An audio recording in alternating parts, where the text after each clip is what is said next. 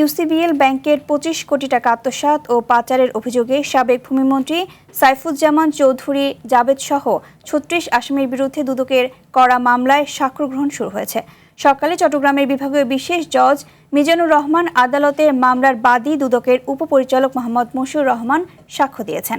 এ সময় গ্রেপ্তার থাকা ৯ আসামি আদালতে উপস্থিত ছিলেন। সাক্ষ্য গ্রহণের পরের দিন ২১ এপ্রিল ধার্য করেছেন আদালত। এর আগে গত ১১ মার্চ এই মামলায় আসামিদের বিরুদ্ধে অভিযোগ গঠন করা হয়।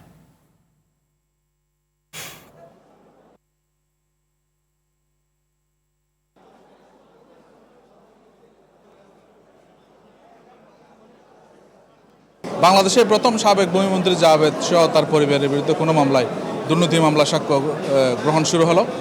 আজকে আমরা বাদীপক্ষ দুদকের পক্ষে বাদীকে প্রডিউস করেছি।